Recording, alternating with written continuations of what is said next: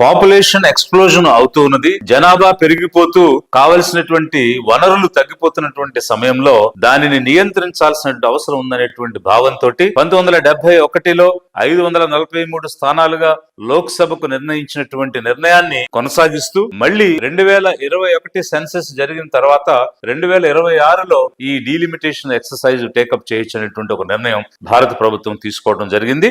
ఎంతో కాన్షియస్ గా జనాభా ప్రాతిపదిక మీద గనక ఈ డీలిమిటేషన్ ఎక్సర్సైజ్ చేసి లోక్సభ సీట్లను నిర్ణయించడం అనేది గనక జరిగితే దక్షిణ భారతదేశం ఎంతో కోల్పోయేటువంటి పరిస్థితికి వస్తుంది. ఒక డిసడ్వాంటేజియస్ సిచ్యువేషన్ లోకి నెట్టివేయబడుతుంది. ఎందువల్ల అంటే బిమారు స్టేట్స్ ఉత్తర భారతదేశంలో ఉన్నటువంటి బీహార్, మధ్యప్రదేశ్, రాజస్థాన్, ఉత్తరప్రదేశ్ ఈ బిమారు స్టేట్స్ పాపులేషన్ ఎక్స్ప్లోజన్ అనేటువంటిది అత్యధికంగా ఉంది. అసలు ఈ బిమారు అనేటువంటి ఎక్రోనిమ్ ఏ విధంగా వచ్చింది అని అంటే రాజీవ్ గాంధీ గారు ప్రధానమంత్రిగా ఉన్న సమయంలో ఆశిష్ బోస్ అనేటువంటి ఒక ఎకనామిక్ అనలిస్ట్ డెమోగ్రాఫర్ తోటి ఒక రిపోర్ట్ ని తీసుకోవడం జరిగింది. ఆ రిపోర్ట్ ఇచ్చినప్పుడు బీహార్, మధ్యప్రదేశ్, రాజస్థాన్, ఉత్తరప్రదేశ్ అనేటువంటి హిందీ బెల్ట్ లో ఉన్నటువంటి రాష్ట్రాలు మిగిలినటువంటి రాష్ట్రాలతో పోల్చినప్పుడు అన్ని రంగాలలో కూడా వెనుకబడి ఉన్నాయి. ముఖ్యంగా హ్యూమన్ డెవలప్మెంట్ ఇండెక్స్ అతి తక్కువగా ఉంది, లిటరసీ అతి తక్కువగా ఉంది, ఫుడ్ సెక్యూరిటీ అతి తక్కువగా ఉంది. అదే విధంగా పాపులేషన్ అనేది అధికంగా పెరిగిపోతూ ఉంది. అలాగే ఫుడ్ కన్జంప్షన్ పెరిగిపోతుంది, ఫెర్టిలిటీ రేటు పెరిగిపోతూ ఉన్నది. ఎకనామిక్ గా, సోషల్ గా వెనుకబడి ఉన్న ఈ రాష్ట్రాలని ఆ రోజు నివేదిక ఇవ్వడం జరిగింది. అప్పటి నుంచి ఒక ప్రత్యేకమైనటువంటి దృష్టితో ప్రత్యేకమైన రాయితీలు ఇస్తూ బడ్జెట్ లో కూడా ప్రత్యేకమైన నిధులు ఇస్తూ ఈ రాష్ట్రాలను అభివృద్ధి పదంలో నడిపించడానికి ప్రభుత్వాలు పనిచేశాయి. కానీ ఈ రోజు దక్షిణ భారతదేశం ఉన్నటువంటి తమిళనాడు, కేరళ, కర్ణాటక, ఆంధ్ర, తెలంగాణ రాష్ట్రాలు ఎన్నో ప్రోగ్రెసివ్ స్టెప్స్ తీసుకుని పాపులేషన్ ని కంట్రోల్ చేసి లిటరసీని పెంచి ఇన్ఫ్రాస్ట్రక్చర్ ని పెంచి ఫెర్టిలిటీ రేట్ ని తగ్గించిన పరిస్థితి ఉంది. మరి ఒక ప్రోగ్రెసివ్ యాక్షన్ తీసుకున్న సదరన్ స్టేట్స్ ఈ రోజు డిసడ్వాంటేజెస్ సిచ్యువేషన్ లోకి వెళ్తున్నాయి. ఒకవేళ పాపులేషన్ బేసిస్ మీద లోక్సభ నియోజకవర్గాలు డీలిమిటేషన్ అనేటువంటిది కనుక జరిగితే ఈ రోజు 543 సీట్లు మన లోక్సభలో ఉన్నాయి. వీటిని జనాభా ప్రాతిపదిక మీద రీడిస్ట్రిబ్యూషన్ కనుక చేస్తే 80 సీట్లు ఉన్న ఉత్తరప్రదేశ్ కి 91 వస్తాయి, 40 సీట్లు ఉన్నటువంటి బీహార్ కి 52 అవుతాయి, 25 సీట్లున్న రాజస్థాన్ కి 31 వస్తాయి, 29 ఉన్న మధ్యప్రదేశ్ కి 32 వస్తాయి. ఇలా చేస్తే ఏమవుతుంది అని అంటే ఉన్న సీట్లలో అధిక శాతం యూపీ, బీహార్, రాజస్థాన్, మధ్యప్రదేశ్ కి వెళ్ళిపోయేటువంటి పరిస్థితి ఉంది. ఈ సినేరియోలో 24% లోక్సభ సీట్లు కలిగిన దక్షిణ భారతదేశం 5% కోల్పోయి 19% పరిమితం అవ్వాల్సిన పరిస్థితి వస్తుంది.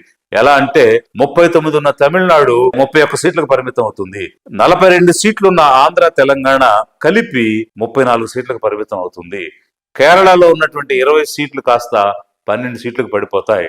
28 సీట్లు ఉన్నటువంటి కర్ణాటక 26 సీట్లకు పరిమితం అవుతుంది. ఇంచుమించు 26 సీట్లు కోల్పోయేటువంటి పరిస్థితి ఒక్క దక్షిణ భారతదేశంలో ఉన్నది. బట్ ఇవన్నీ ఎక్కడ కలుస్తున్నాయంటే ఉత్తరప్రదేశ్ లో కలుస్తూ ఉన్నాయి, మధ్యప్రదేశ్ లో కలుస్తూ ఉన్నాయి, రాజస్థాన్ లో కలుస్తూ ఉన్నాయి, బీహార్ లో కలుస్తూ ఉన్నాయి. అలా కాకుండా పాపులేషన్ బేసిస్ మీద ఇప్పుడున్నటువంటి రేట్ ఆఫ్ పాపులేషన్ తీసుకుని ఈ 543 స్థానాలను గనక పెంచితే ఇంచుమించు 848 స్థానాలు అవుతాయి అనేటువంటిది ఒక అంచనా ఉంది. 848 స్థానాలకు గనక జనాభాని దృష్టిలో ఉంచుకుని పెంచితే ఇప్పుడున్నటువంటి ఉత్తరప్రదేశ్ 80 నుంచి 143 స్థానాలు, బీహార్ 40 నుంచి 79 స్థానాలు, రాజస్థాన్ 25 నుంచి 50 స్థానాలు, మధ్యప్రదేశ్ 29 నుంచి 52 స్థానాలు. ఈ విధంగా ఈ 4 రాష్ట్రాల్లోనే 150 స్థానాలు పెరుగుతాయి.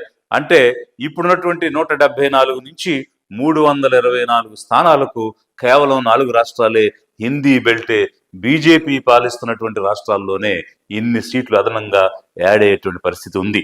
ప్రజాస్వామ్యంలో ప్రజల చేత ప్రతినిధులు ఎన్నుకొనబడి ప్రభుత్వాన్ని ఏర్పాటు చేస్తారు. అక్కడ ప్రాతినిధ్యం అనేటువంటిది చాలా ప్రధానమైనటువంటి పాత్ర పోషిస్తుంది. మన భారత రాజ్యాంగం మొట్టమొదటి ఆర్టికల్ ఏం చెప్తుంది అంటే India that is Bharat shall be union of states. అంటే ఈ ఇండియా అనేటువంటి భారతదేశం ఒక ఫెడరల్ కాన్సెప్ట్ ని చెప్తుంది. మరి ఫెడరల్ కాన్సెప్ట్ యొక్క బేసిక్ స్ట్రక్చర్ మారిపోయే విధంగా, అదే విధంగా భారత ప్రభుత్వంలో అన్ని రాష్ట్రాలకు కూడా సముచితమైనటువంటి స్థానం, ప్రాతినిధ్యం ఉండే విధంగా లేనప్పుడు ఈ ఫెడరల్ స్ట్రక్చర్ అనేది దెబ్బతింటుంది. అందుకోసం రాష్ట్రాల మధ్య సమతూకం లేకపోతే పొలిటికల్ సిగ్నిఫికెన్స్ కూడా ఈ దక్షిణ రాష్ట్రాలు కోల్పోయేటువంటి పరిస్థితి వస్తుంది. అందుకోసం 543 స్థానాలను రీడిస్ట్రిబ్యూట్ చేసిన 848కి పెంచి వాటిని జనాభా ప్రాతిపదికన రాష్ట్రాలకు ఇచ్చిన రెండు విధానాలలో కూడా నష్టపోతున్నాయి దక్షిణ భారతదేశంలో రాష్ట్రాలు. అదే విధంగా నార్త్ ఇండియా, ఉత్తర భారతదేశంలో ఉన్నటువంటి పంజాబ్, హర్యానా, హిమాచల్ ప్రదేశ్, ఉత్తరాఖండ్ లాంటి చిన్న చిన్న రాష్ట్రాలు. మరి ఈ ప్రాతిపదికను ఇచ్చినప్పుడు ఏమవుతుంది?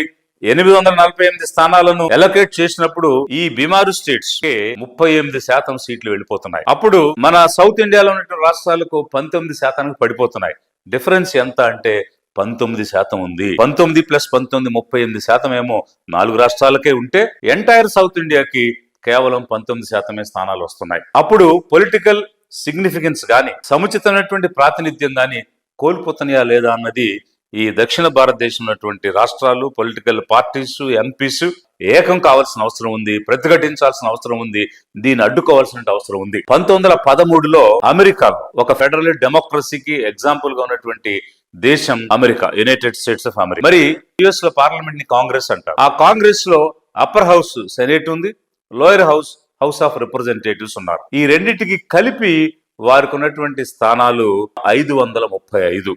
అందులో 100 సెనెట్ కు ఉంటాయి, 435 హౌస్ ఆఫ్ రిప్రజెంటేటివ్స్ కు ఉంటాయి. అది లోక్సభ లాంటిది. వాళ్ళు 1913లో ఈ 535 అనేటువంటి నంబర్ ని పెట్టి ఇప్పటి వరకు కూడా దాన్ని మార్చలేదు. అప్పుడున్నటువంటి జనాభా కేవలం 9.4 కోట్లు, ఇప్పుడున్నటువంటి జనాభా 34 కోట్లు. అంటే 1913 నుంచి ఇప్పటి వరకు 4 రెట్లు జనాభా పెరిగినా కూడా అమెరికా అవే స్థానాలను అలాగే కంటిన్యూ చేస్తూ ఒక క్యాప్ పెట్టుకుని పనిచేస్తూ ఉంది. మరి అలాంటి ప్రజాస్వామ్యం ఉన్నటువంటి భారతదేశం మనకి 543 స్థానాలు పెట్టినప్పుడు 54 కోట్ల జనాభా ఉంది.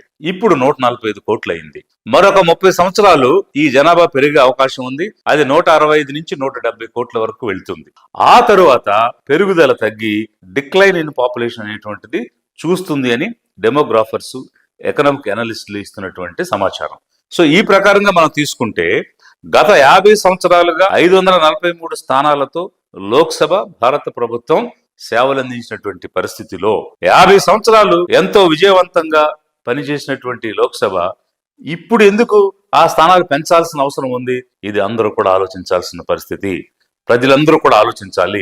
మరి ఒకవేళ జనాభా ప్రాతిపదిక తీసుకుని 543ని రీడిస్ట్రిబ్యూట్ చేసినా, కొత్త పాపులేషన్ బేస్ చేసుకుని దాన్ని 848కి పెంచిన రెండు సమయాల్లోనూ కూడా, అంటే రెండు విధానాల్లోనూ కూడా మనకే నష్టం జరుగుతుంది.